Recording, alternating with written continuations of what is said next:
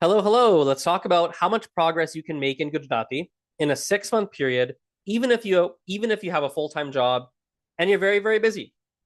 If you're new to my work, hello, my name is Azrin. I run a business called the Calgary Language Nerds. We teach a whole bunch of different languages. And this here is the Learn Gujarati with Me YouTube channel and of course podcast podcast. Um, I struggled a lot to learn Gujarati. I had to teach everything pretty much to myself.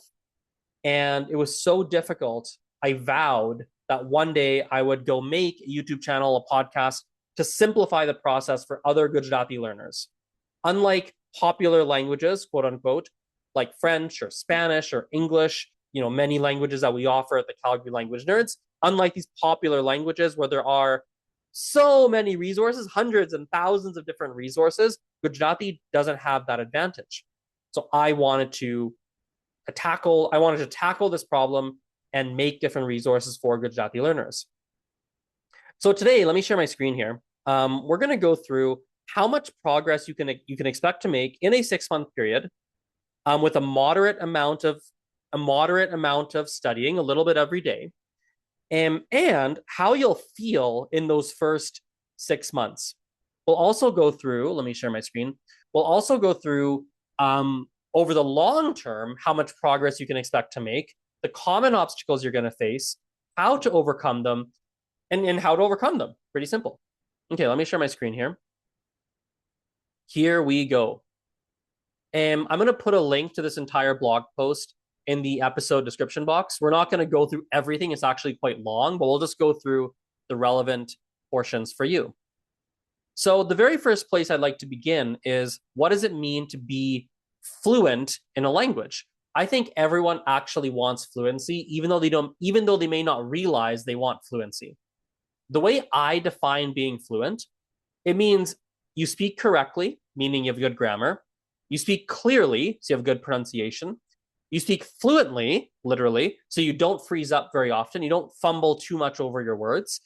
And you understand native speakers even when they talk fast. I think those are the four primary criteria of fluency. Now, of course, there's reading and writing and such too, but we're going to leave that to one side for the time being. We're just going to talk about speaking and listening. So for speaking and listening, it's about speaking correctly, clearly, fluently, and understand native speakers. That's what fluent means. So if that's what it means, I think everyone wants to speak correctly. Everyone wants to speak clearly. Everyone wants to minimize how much they fumble over their words. Everyone wants to understand native speakers, even if they talk fast. I think everyone wants that. That's what everyone wants. So the question then becomes, well, when will you be fluent? Like, when will you feel like you're fluent? Well, people often turn to the common European framework of reference to answer this question. This is it's a globally used framework to categorize fluency levels, right? And there are 6 different levels: low beginner, low intermediate, low advanced, high advanced. So 6 different levels in this framework. People think that you're not fluent until you have a high advanced level. That's what people think. They think you're not fluent unless you're advanced. And that's just not true. It's for most people, that's not true. And we're going to unpack this idea a little bit today. Let's scroll down here. So when you first start learning Gujarati, it's day 1.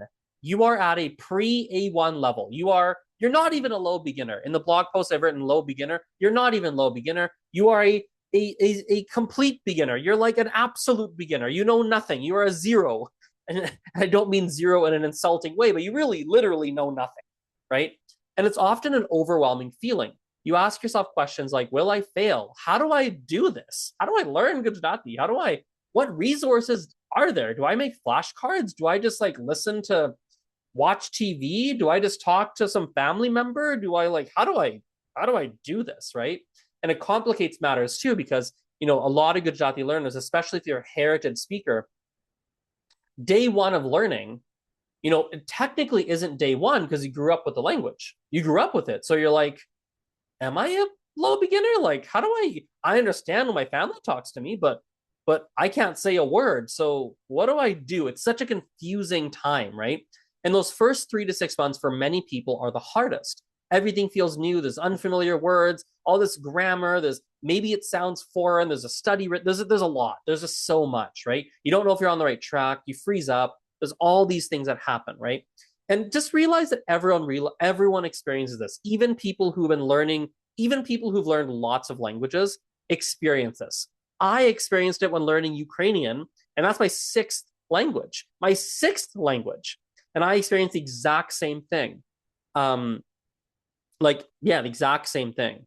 And in the end, I got through it because I realized that I remembered, right, everyone experiences that. This is normal. I experienced it when studying Mandarin, French, Spanish, even Gujarati. So it's a really common experience that everyone goes through.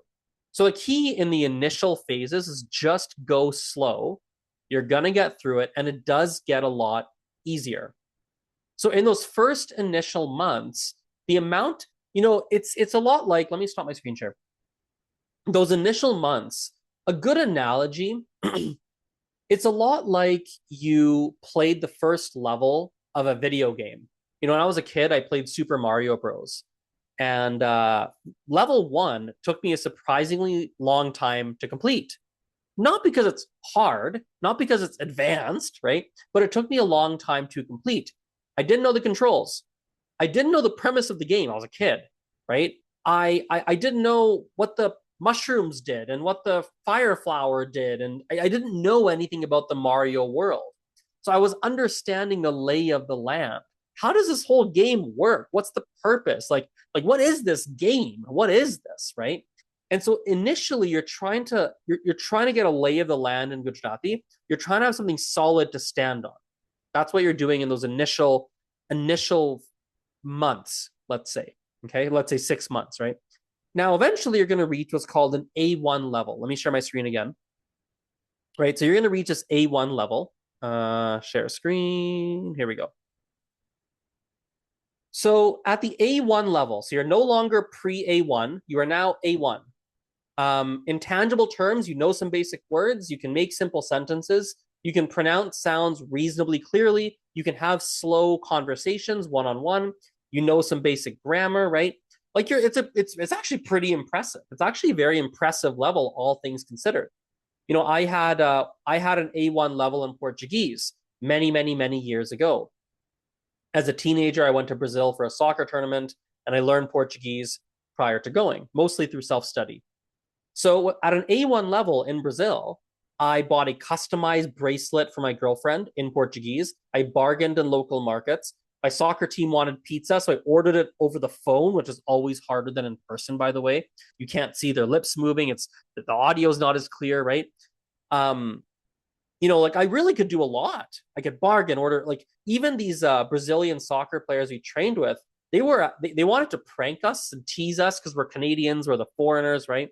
But they hesitated if I was around because they knew I sometimes could understand what they're saying and get the gist of what's going on. And so an A1 is a level to be proud of. I think the name A1, if anyone's aware of the CEFR, maybe you've learned languages before, right? A1, they call it low beginner. As a low beginner, you feel like, oh, I don't know anything. But no, actually, you can do a lot at an A1 level. It's actually very impressive. And what you may not even realize is, I've traveled a lot in my life. When I've met people who live abroad, I've met literally hundreds of people who live abroad happily with an A1 level. It's enough for them to do what they want to do. It's enough, right? It is really enough. And so a lot of people, let me stop my screen share again. If you're learning Gujarati, a lot of you may only need an A1 level. I met this Gujarati learner once whose husband was Gujarati. So the wife wasn't Gujarati, but the husband was. And she said, I want to feel closer to the family. They're talking. I don't know what they're saying. I want to feel closer.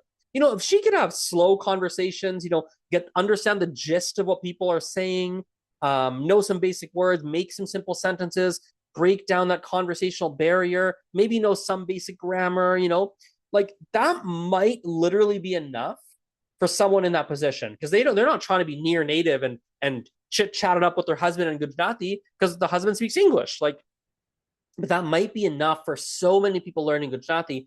That might really be enough. And that's it's not a crazy long process. We're talking, months, really, maybe a year. It depends on how much you're studying, of course, but months of study, maybe a year of study, kind of on the higher end. And that's just day to day, a little bit of study every day, just nothing crazy and intensive. Okay, let's move on. So let's say you do want to go beyond that base level, that A1 level, as it's called. What if you want to go beyond that? Well, let's talk about that. So here, if I share my screen again, the next level is A2, and that's technically called high beginner. The time at the high beginner level, if you're studying gradually, is about 1 year. If you're doing a little bit of gradual study, it's about a year. At the A2 level, so I have an A2, roughly speaking, in Ukrainian right now. So I can have long conversations, like entirely in Ukrainian. The longest one I've ever had was 90 minutes. We don't use English except for if I'm looking up words. Like there's a lot of words I don't know, so I do look stuff up in a translator or a dictionary. Apparently, I have very good pronunciation. A tutor once told me she said to me, it's so nice to speak with a Ukrainian learner who doesn't have a thick foreign accent. I speak without making too many mistakes, which is really nice. I make some small ones, but I don't make too many big mistakes. I even watch TV shows and movies. I do need Ukrainian subtitles, but I can do it. I'm able to, which is kind of nice. The A2 level presents us with a paradox. Even though you have an impressive level, when you have an A2 level, it's perhaps the level when you feel the most discouraged. The A1 level or pre-A1, it's the hardest because it's the newest. You're like, oh my God, how do I do this? A2 isn't the hardest level in that sense, but it is the point where you might feel the most discouraged. And the reason is very simple. You've learned so much, which has only made you realize how much more there is to learn if you were to keep going in your journey. You're like, oh my God, there actually is a lot I could study here. You don't even realize it when in the beginning phase is like how much there is to learn. But at A2, you start to realize like, oh, wait a sec. If I wanted to be like a native speaker, oh my God, the journey is actually very, very long if I wanted to walk the whole journey. So it is a point where you accidentally downplay your skills. You get discouraged, even though you're actually quite good. A2 is also an unbalanced level. Unbalanced meaning you feel strong in some areas, but really weak in others. Strong in listening, weak in speaking. Strong in grammar, weak in reading, or whatever. You're strong in some ways, weak in others. That's a very common feeling at the A2 level. Me as a Ukrainian learner, I actually feel above average in terms of speaking and listening. In fact, many A2 speakers, they're not always able to watch TV shows or have conversations with the same confidence I can. Not that I'm super confident, but still, like I'm still above average overall at this A2 level. But my grammar is probably below average. I've met, as I said, hundreds of A2 speakers in my life in different languages. When I think about the grammar knowledge they have at that A2 level, it probably runs a bit deeper than mine is in Ukrainian right now at the A2 level. But all this is normal. That unbalanced level, the feeling, the feeling of being discouraged, like all that's really normal. So just like plan for it, right? Plan for that. Like what you could do, like lots of ways to plan for it. Like you can mentally brace yourself. In Ukrainian, I actually decided to be very unbalanced. I decided to focus lots of time on conversation and listening. I punted grammar for the most part. Mandarin, I punted reading. I didn't really learn to read initially. I just did conversation. I knew I'd be unbalanced. It's a very common thing. Why not be unbalanced in a way that benefits me and moves me towards my goals? Why not?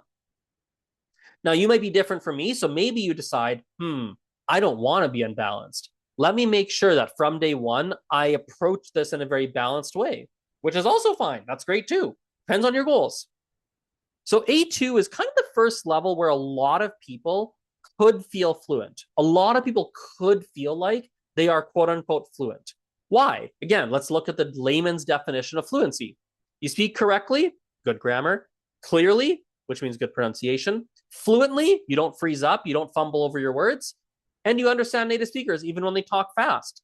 Well, in Ukrainian, I can, to some degree, do those four things. Yeah, I've got a lot of gaps, there's a lot of stuff I don't know still, but to some degree, I actually can do those four things. So at this level, for many people, that's actually they're very content with this level. It's a very content level. It's a very happy level to have in many ways.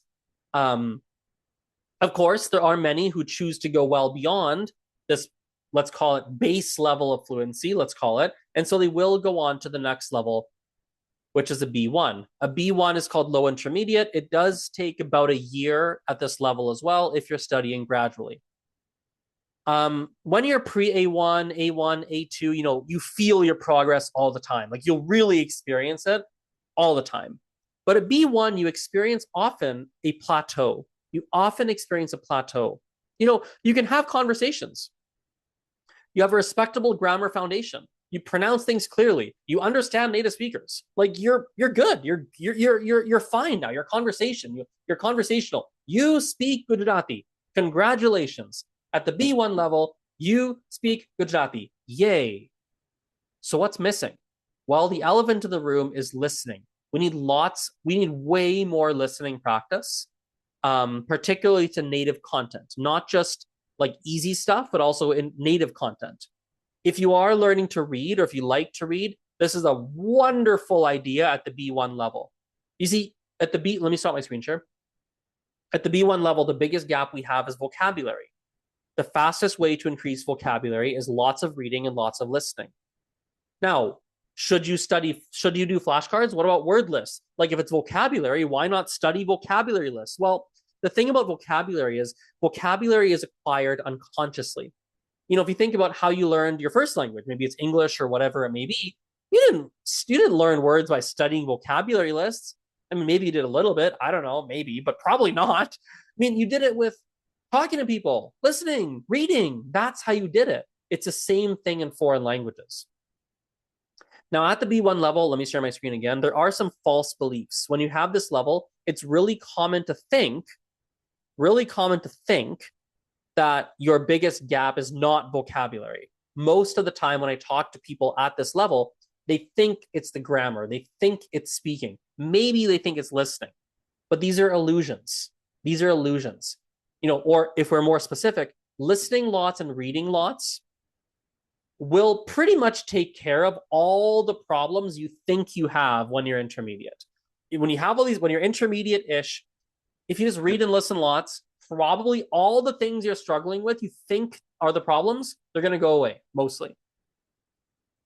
If we want to overcome the intermediate plateau, remember, intermediate plateau means you don't feel like you're getting better. The way I do it personally, I just use a Google Sheet, and I have a little vocabulary self-assessment. After every 50 hours, I just reassess my vocabulary. If that number goes up, yay, I'm moving in the right direction. Easy. Okay. If you do want the Google Sheet, there's kind of a screenshot here. Just email me. There's a link to do so in the blog post. Just email me and I'll send you the Google Sheet. Okay, we're getting close to the end here. B2 is the next level. It's high intermediate. At this level, it's going to be about a year. So I'm going to read you here what it means to be high intermediate. This is directly from the CEFR website, the official definition. Can understand the main ideas of complex texts on both concrete and abstract topics, including technical discussions. I don't want to read this. This is too much. You're really good at the B2 level. You're really good. The point I want to highlight really is this. You can interact with a degree of fluency and spontaneity that makes regular interaction with native speakers quite possible without strain for either party. It's easy to communicate. Everything sort of flows. At the B2 level, everything flows pretty easily. Fun fact, if you have a B1 level, but you're unbalanced, meaning you're stronger in speaking and listening than you are other areas, you can actually still find that flow at an earlier level where it's worth pointing out. So when you're a B2 level, oddly, it feels like something's missing. That's honestly how it feels. So I have a B2 in Mandarin. I actually have a B2 in Gujarati as well, to a large degree. Like B2 is kind of my level, so it's a very comfortable. It's the first level. If you're ever in like language learning circles, I run in those circles, they'll often say that B2 is really what it means to be fluent. B2 means, congratulations, you're fluent. And that's like the first real level of fluency. I debate that a little bit personally because I think fluency is tied more to your goals and da-da-da. But anyway, they'll often say this is like fluent. You're very, very good at the language. So I have a B2 in Gujarati. I have a B2 in Mandarin. And the last time I contacted a school in Mandarin for lessons, they actually didn't know what to do with me. They're like, "So why are you learning Mandarin? You're like, what do you want to do? Like you just speak Mandarin." I had the same thing in Gujarati when I was in India. When I was studying Gujarati, this was even 8 years ago. Like I'd actually just started learning it. I grew up with Gujarati, so I had some advantage there. But I only started like really studying it in 2018, and I was in India at the time studying intensively. That's a whole story there. But and I remember I'd talk to random Gujaratis, and they'd be like, "So what are you doing in Gujarat?" I'd be like, "Oh, I'm studying Gujarati." They're like, "Why?" That was always the question. Like, why you speak Gujarati? Like, what do you mean you're studying it? So it's that's like so it feels like something's missing. It's almost like an imposter syndrome because everyone tells you you're really good, but you don't feel like you're really good inside. You feel like you personally feel the gap between the level you have and your first language. You're like, well, I know how it feels to speak English. I know how it feels to speak Gujarati.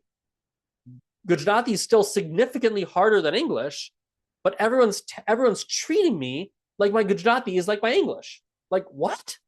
So it feels like there's some weird something's missing, like an imposter syndrome, right?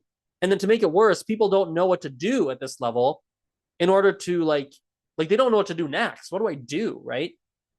Should we study? Is it grammar? Is it conversation? Like what do I do? So the key here at the B2 level is live the language. That's what I'm focusing on. That's what I do in Gujarati to a large degree. I'm focusing on living the language, right? It's not so much studying Gujarati. I don't study Gujarati anymore, me personally. I don't study it. I live Gujarati. I try and bake it into my life. I want to shift my identity from Gujarati learner to I'm a Gujarati speaker. It's an identity shift, right? So you want to say, I know Gujarati, not I'm learning Gujarati. It's that shift in identity. If we make that tangible, we still got to read lots, listen lots, converse lots. You probably did a lot of those things, probably all three, maybe not reading. I know that not all Gujarati learners learn to read, so that's fair. But anyway, at least listening and conversing lots at a bare minimum. We keep doing that. And we're going to add a couple things. We got to fine tune your grammar, right? Like that's a key thing. Like really just fine tune it. There's little mistakes you're still making sometimes. And then vary what you consume. Don't consume the same content all the time. Like leave your comfort zone and consume different content, right? In Gujarati, like my favorite content creators, I can just like watch or listen. Like it's just easy. I don't need to worry. I just watch it. It's fine. But then like if I ever deviate from my favorites and I go to something brand new, like I downloaded an app called Jojo, which has a lot of Gujarati movies and shows. There's some TV shows there that I'm like, whoa, there's a lot here I don't understand. And I need to like pause a lot, rewind, look words up. So we do have to vary the content you consume to expand your vocabulary further. And finally, we have C1 and C2. These are advanced. I'm going to lump them together. C2 is the highest that people measure. It's pretty much the same as C1. It's just more polished. At both levels, the language is second nature. So if you had perfect pronunciation at either of these two levels, people would think you're native. They would think you're just a native speaker. Yeah. At this level, you pretty much just need further refinement. Just refine things. At the C1 and C2 level, like you still are below native.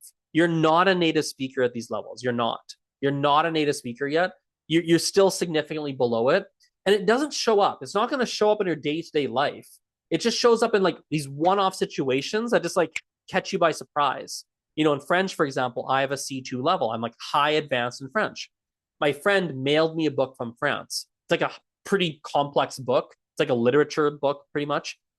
So even for a native speaker, it's not easy to read. If I were reading that book in English, I would have zero issues.